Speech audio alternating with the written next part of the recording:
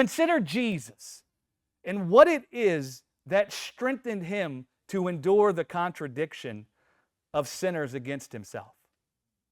Right? Because he received strength. I mean, what is it that strengthened this guy to endure the contradiction of the cross? I mean, I promise you, whatever it is that strengthened him to endure the contradiction of the cross, it is more than enough to also strengthen you. And that's what the author of Hebrews is getting at. You guys are busy with all these things trying to find strength to endure in this world.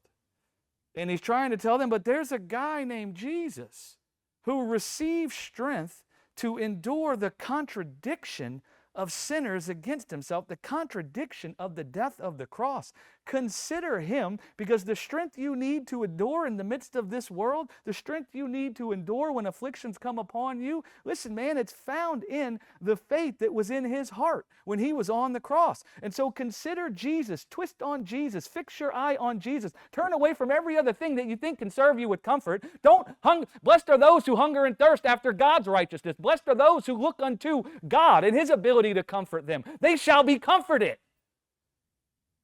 When you're in the midst of affliction and you're looking around wanting to find comfort, wanting to find help, wanting to find strength, listen, man, don't look at all the things you can do and all the things you can have and all the things you can make straight. Consider Jesus, lest you become wearied in your mind and you faint. Meaning that you're no longer filled with patience as you're walking in this world, but you've been overcome by your desire for life. And your desire for life has switched from a desire and turned into a lust. And now you're lusting after life through the strength that's in the world or the strength that's in your own hand. Consider Jesus, that you might be filled with the divine nature. And I'm not talking about eternal salvation. I'm talking about that you might be filled with the virtue of the fruit of his life, the comfort that comes from him, the peace that comes from him, the rest that comes from him, the grace that comes from him, the mercy that comes from him. That's what you need.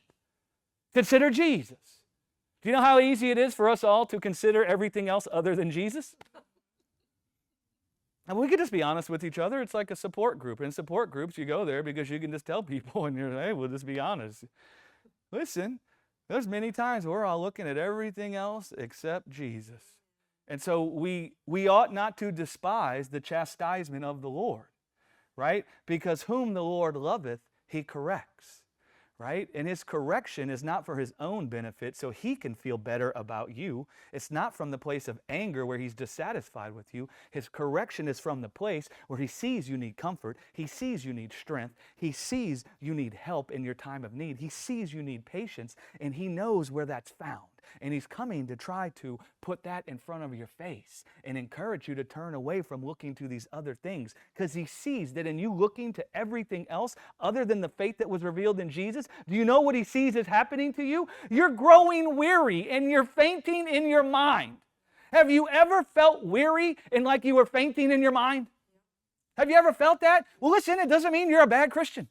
It doesn't mean that you don't love God. Do you know what it means? You've been considering something other than the Lord Jesus. You've been considering something other than the faith that was revealed in his death and his resurrection. And that's why you're growing weary, and that's why you're fainting in your mind.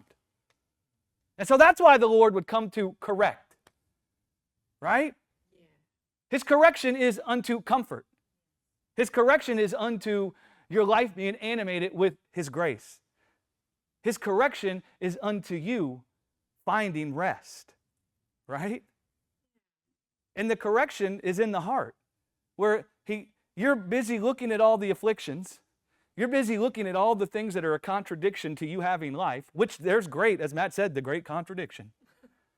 You're busy looking at all those things and you're analyzing them all. You're adding them all up. You're looking for the sum total of all the pain, all the darkness, all the things that are wrong. And there's a big giant of darkness in your sight, all the contradictions, all the things that are in the way of you having life, all the corruption. And there you are twisting on it, twisting on it, twisting on it, twisting on it. And you're trying to tell God about it. You're trying to tell God about how great it is. You're trying to tell God about how insurmountable the mountain is. And the correction of the Lord is he comes and stands next to you and he says, I see your mountain, but look at my life. And then he sticks his life next to your mountain. And the mountain shrinks. Because next to the life of God, the mountain is nothing. The life of God can remove the mountain in less than a millisecond.